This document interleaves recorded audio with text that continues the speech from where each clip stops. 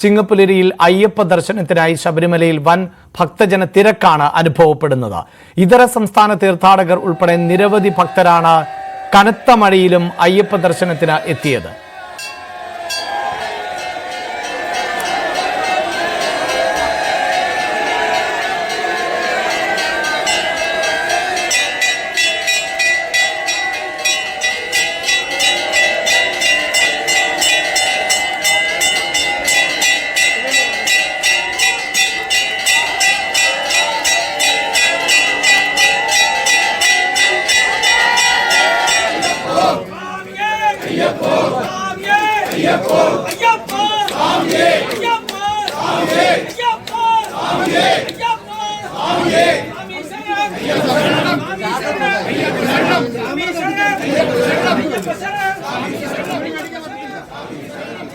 വാർത്തയുടെ വിശദാംശങ്ങളുമായി ശശിനാരായണൻ ആണ് ചേരുന്നത്.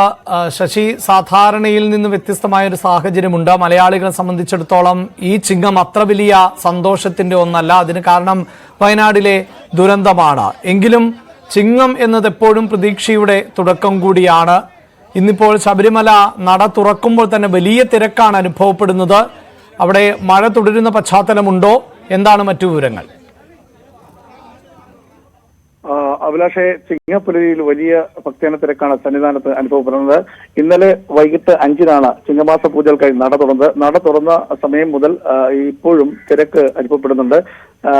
മലയാളികളടക്കം മറ്റ് ഇതര സംസ്ഥാന മലയാളികൾ ഉൾപ്പെടെ ഇതര സംസ്ഥാന തീർത്ഥാടകരും ഇപ്പോൾ സന്നിധാനത്തുണ്ട്. കാരണം ചിങ്ങമാസം എന്ന് പറയുന്നത് മലയാളികൾക്ക് പ്രതീക്ഷയുടെ ഒരു ദിനമാണ്.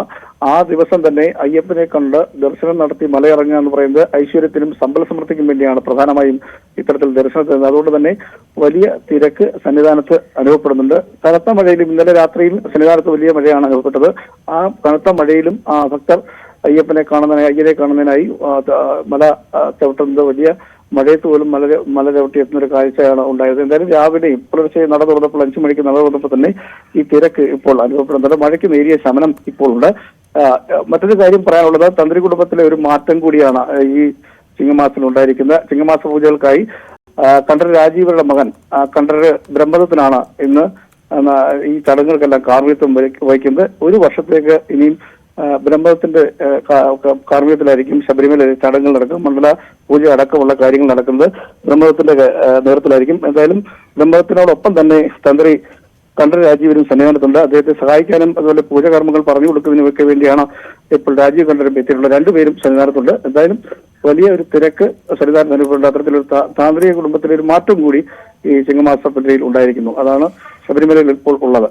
ശബരിമല, ഗുരുവായൂർ ഉൾപ്പെടെയുള്ള ക്ഷേത്രങ്ങളിലെല്ലാം തന്നെ രാവിലെ വലിയ തിരക്കാണ് അനുഭവപ്പെടുന്നത്. മലയാളികളുടെ പുതുവർഷ പുലരി ദിനം കൂടിയാണ് ഇന്ന്. അതുകൊണ്ട് തന്നെ പ്രതികൂലമായ കാലാവസ്ഥയായിരുന്നു. രാവിലെ പത്തനംതിട്ടയിലെ വിവിധ ഭാഗങ്ങളിൽ ഉൾപ്പെടെ മഴ ഉണ്ടായിരുന്നു. ശബരിമല ഉൾപ്പെടുന്ന പ്രദേശത്ത് മഴയുണ്ടായിരുന്നു. പക്ഷേ സംസ്ഥാനത്ത് അകത്തു നിന്നും പുറത്തു നിന്നുമുള്ള തീർത്ഥാടകർ വലിയ തോതിൽ ശബരിമലയിലേക്ക് ഇന്ന് എത്തിയിരുന്നു.